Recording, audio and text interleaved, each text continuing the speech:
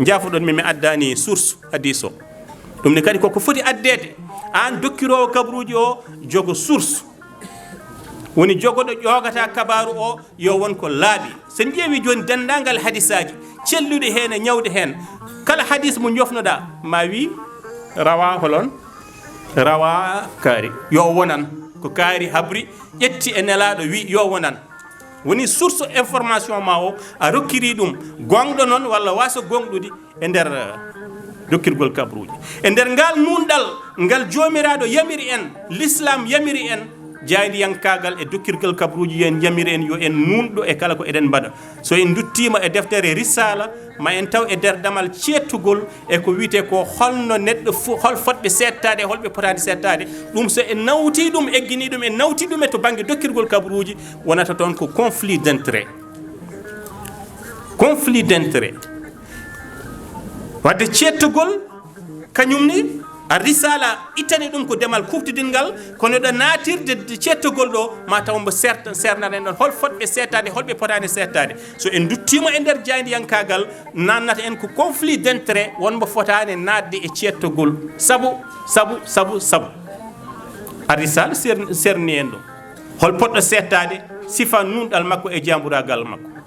wadde en paami to banggue nunɗal jaydiyanke walla kala dokkowo kabaruji saabu hande wona jaydiyanke tan rokkata kabaruji o foti ko fondude o foti ko rentade kala fenade o foti ko haalde gongo alhaq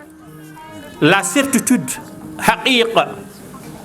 ɗum ɗo kadi koko waɗɗi jaydiyankagal kala kaɗa haala yo won gongo no ɗum waɗɗiri ni dokkowo kabaruji wona ngal kulal wona école poɗɗen ɗum janngude ko e diine men taw kañum wi saɗa haala kala ka ɗum wawi wonde haal gongo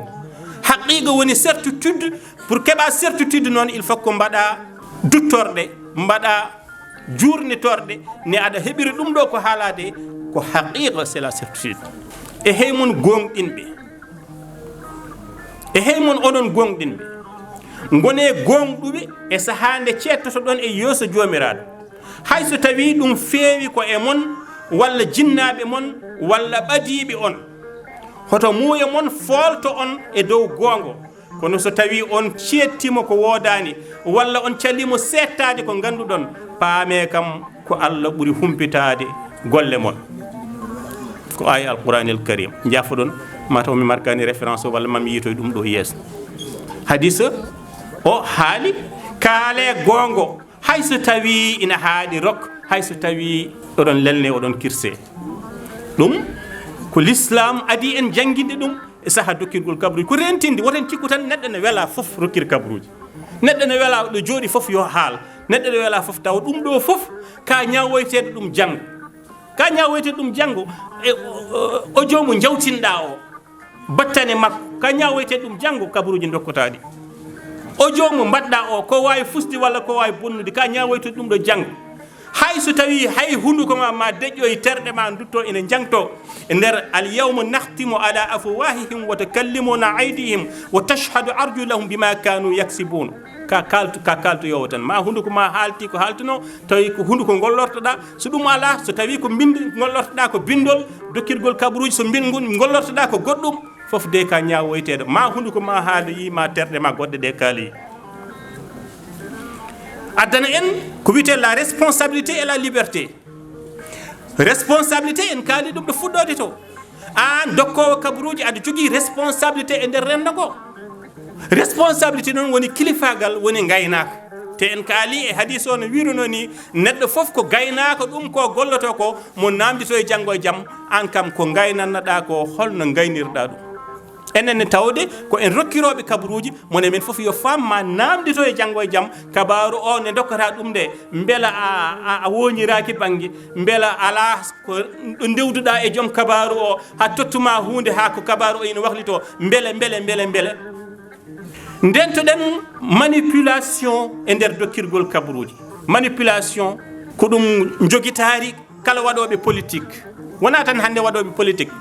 kono hay woɗɓe hay galleji sernaɓe hay walla jaɓɓotoɗo mo ina haalanma ceerno ko ni way ceerno ko ni way o ɗum ɗon foof ko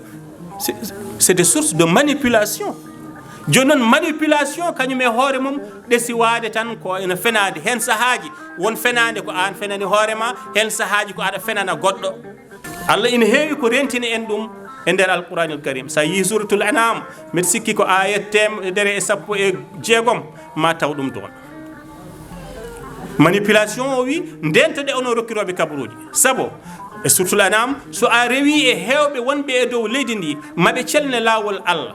ala ko ɓe ndewi so wona sikkeji ete ɓe mbaɗani so wona mahde penale la diffamation ɗum ko battane woni takkere mbiɗa sikki arabe mbiya ɗum ko buhtan wona ceerno nalla ɗum ne kadi holno poɗɗen rentirade ɗum enen waɗoɓe audioji enen rokkiroɓe kabaruji e nder jayneji holko poɗɗen rentade e takkude neɗɗo ko ala e mum ko ɗum wawi bonnande ɗum ko to banggue rendo foof kadi ko enen ndendi pawi to banggue l'islam ko yamiri en e ko haaɗi en goɗɗum ko rumeur woni nannanti nana hunde tan a labtinaki tan keñoɗa jawtina ɗum ɓeyda hen hunde walla usta hen hunde ko ɗum fusi e nder aduna o ko ɗum liɓi e laamuji ko ɗum bonni e dewle ko ɗum fusi e galleji ala bawɗo widema ko ni foti waɗi donc service aji mum spécial ina goodi hande taw ɓeɗo ko mahoɓe rumeur tan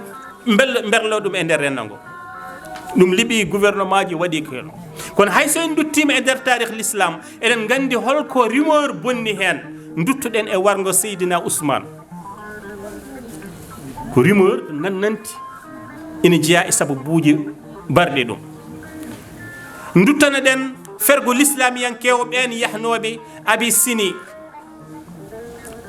nde nan Allah ari e makkanaɓe wonde ɓen ɗon jebbilima kooti e fergo maɓɓe pilditi hodde e fergo maɓɓe ndeke yo ko ɗum rumeur wonno ɓe kooti kamɓe julɓe seeɗa ɓe lepta toon lebte bonde fawade e rumeur o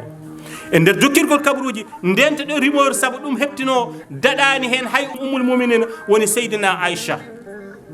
cuddiɗo nulaɗo sallllahu alayhi wa sallam saabu hakkude Aïcha e Safwan ibnal Luutale mi anda inde nde ko ni jagguirmi ɗum assalami ina wayno addi nannanti ɗi ko biyeteɗo Abdallah ibnu Ubay ibnu Salul kañum addi nannanti wi Aïcha de nde kono ngu yehi nde ina arta walla nde ɓe mbaɗi jaltal mabɓe ɓe garta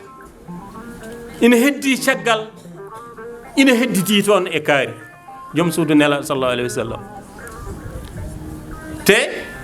prépéci ko saabino ko ɗum ko ha on heddi caggal andama